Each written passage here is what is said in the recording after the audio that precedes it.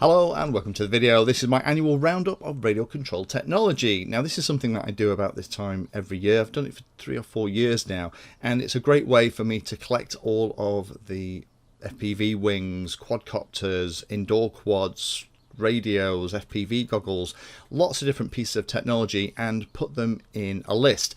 This is all stuff that I've personally had my hands on, and that means that I'm speaking from a position of knowledge. Now, despite that, this is my opinion, and everybody has different opinions, particularly when it comes to things like radios and FPV goggles. But sometimes a pilot will forget that just because they like a particular product doesn't mean that other options aren't valid or good choices. The kind of product that you select at the beginning of your journey with radio control is maybe not the same one that you would pick once you've been into it for 3 or 4 years. So I've tried to lay this out to dispel some of the confusion about all the things that you might see reviewed on my channels. I have hundreds and hundreds and hundreds of reviews. So if I had to pick the top 2 or 3 in each category, what would those look like? Because I've reviewed all of these products at one point or another, and maybe made how-to tips and tricks videos about them as well, if you search for the product that you're interested in something like Google or the YouTube search function and add Painless 360 into the search term, you will find the full video for it. There's dozens and dozens and dozens of things that we're going to go through in different categories. So with all of those caveats in place, let's start with airplanes and wings. If I'm talking to somebody who's looking to get into the hobby or wants something that's easy to fly, then my couple of choices will normally be the Hobby King AXN, which was recently re-released. The AXN floater jet is relatively inexpensive, very easy to put together, and pretty easy to fly as well. The other one that I really like is the Hobby King Bixler. There's the version 1.1 or the version 2.0. Those are very similar in layout to the Hobby King AXN. They're great for new pilots because the prop is up out the way, so if you accidentally fly into something, the motor and prop isn't smashed to pieces. There aren't any landing gear, so it's easy to belly land, and because the prop is up out the way as well, it's easy to hand launch too. Both of those inspire a ton of confidence and are very easy to fly once you've got it set up nicely. If you're looking for a wing, I would personally recommend something like the ZOHD Orbit. It has a little inbuilt stabilizer, which makes it an awful lot easier to fly. It comes in several pieces that you snap together, and that makes it easier to transport to and also to buy replacement parts. The servos are nicely tucked away in the middle body. You can also, when you get a bit more adventurous later on, put a flight controller in the middle of it. It is a really nice wing that behaves beautifully. There's also the ZOHD Orbit Neon that I looked at a week or so ago, and that is great for evening flying as well if you want to fly around and look like you've been invaded by aliens. If you're really tight for space, then the ZOHD Dart is another good option. This is probably one of my favourite planes out of all of the stuff that we're going to talk about. It's small, lightweight, relatively inexpensive, has a stabilizer inside, is built so you can pop some FPV gear in it as well. You can't fly it too far away because it isn't very big, but it's quite modular, it snaps together again. But with a little 850 mAh 3S battery in mine, I can fly for the best part of half an hour. It's just such a fun little wing to fly. Other models that I really like if people are interested in getting something a little bit bigger, the Tundra has been around for ages. It is a beautiful flying plane. The Bushmule is kind of a 2-engined version of the Tundra. You can think of it like that, I guess, with a nose wheel. The Night Walrus and actually the Walrus are both very good gliders. They're very relaxing and easy to fly. The Night Walrus is another one of those things that has lots of LEDs in it. The Talon Rebel is a relatively expensive model, but if you want something that you can put a flight controller in and do GPS functions and exploring, then it's a great model. And the Dart XL, the bigger brother of the ZOHD Dart, is a fab model. It's like mini Drac style layout, but an awful lot cheaper. Now, if I had to choose one out this list, I would probably choose the ZOHD Dart, and then out this list I would probably choose something like the Dart XL. Both of those are really great capable airframes, good for both line of sight and also FPV flying as well. And these are things that I personally fly pretty regularly. Next category is quadcopters. If you are coming into the hobby and want to try and learn fly a little quadcopter relatively inexpensively, then I would still go for something like the Hubsan X4, one of those variants. They're cheap and cheerful. You get the little radio with it for about $40, £40. You can get into the hobby, you can have a go, see whether you're going to be bitten by the bug without investing hundreds and hundreds of pounds on the radio, FPV goggles and all kinds of wacky stuff. So if you're a learner and you want to try it out, you're not sure whether it's for you, I would buy a Hubsan X4. If you are bitten by the bug, then it's still a great model to practice with indoors for your line of sight hovering skills. But if you find that the hobby isn't for you, you haven't wasted a lot of money. If you're looking at indoor quadcopters, so if you already have a radio and some FPV goggles and things like that, if you wanted to do the indoor stuff, then for me, the number one is the Emax Tiny Hawk. I looked at the original one December 2018, and I've just recently looked at the Tiny Hawk S.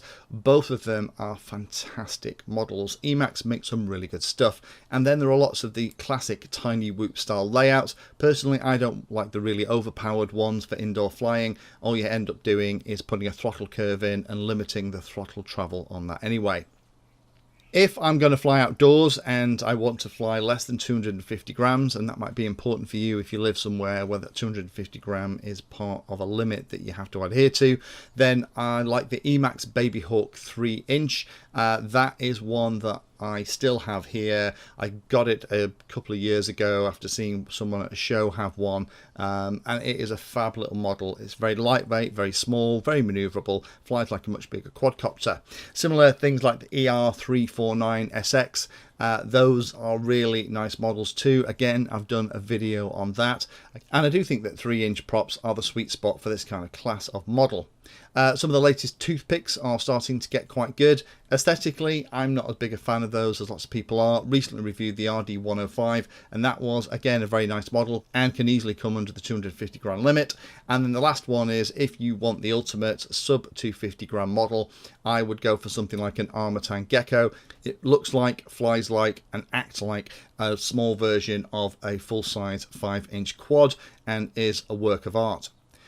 5-inch ready-to-fly models, the kind of things that I would look at. The Chameleon TI I really like from Armatan. The Avant Socko ready-to-fly that I looked at recently was fantastic. Things like the Holybro Coppice models and also the Emax Hawk models are all bulletproof and really great quality. If you're starting out in the hobby, then I would recommend getting a radio that's going to teach you some good habits and potentially be with you for 3 or 4 years before you probably want to upgrade. A couple of options at the moment. The new FrSky X9 Lite, whether it's the standard or the pro version with the Hall effect gimbals, is a relatively inexpensive radio that still gives you the D16 protocol as well as the Access protocol. Downside is it might not bind to all of the bind and fly models that are out there, but it offers a lot of bang for the buck. The Orange TS6i is a very nice radio. If you think that the OpenTX stuff is just too overwhelming for you, you don't understand it, it's an awful lot simpler to set up and configure. And if you want something that can talk to lots of different model types, that has multi-protocol capability out the box, then something like the Jumper T12 is a great choice. That will bind to lots of different receivers, so it will give you lots of flexibility. Some of the more mainstream radios that I would recommend if you have had something like that and you want to upgrade, the FrSky X9D Plus, or the Taranis radio as it's commonly known, is a fantastic radio. It's still the one that I use all the time. It has more switches than you can shake a stick at.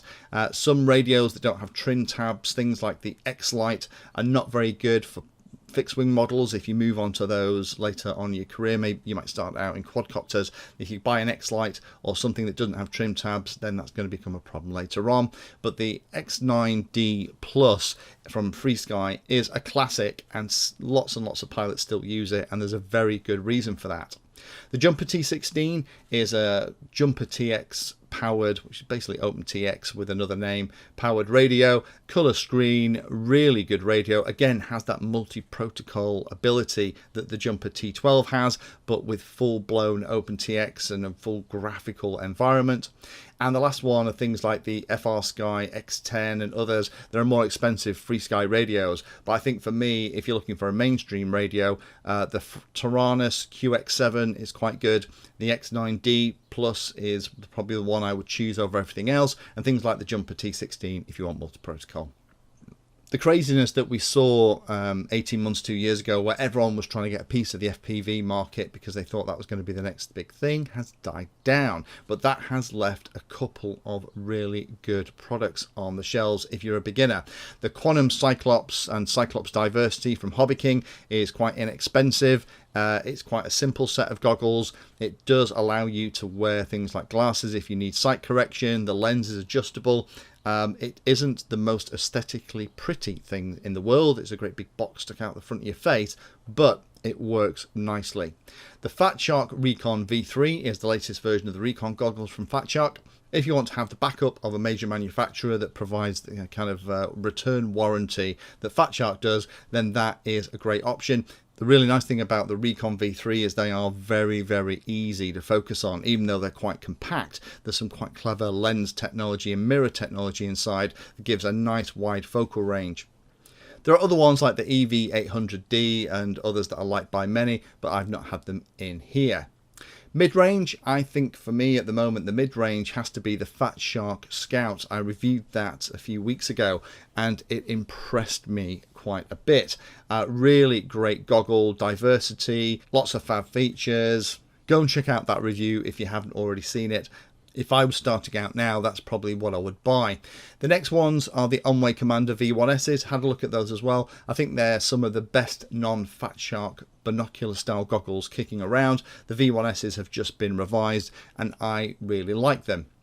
If you're going for Premier, then for me it has to be Fat Shark HD3s and things like the Fat Shark HDOs. The HDOs are really nice goggles. They've been out well over a year now. One of the first goggles to have OLED technology in.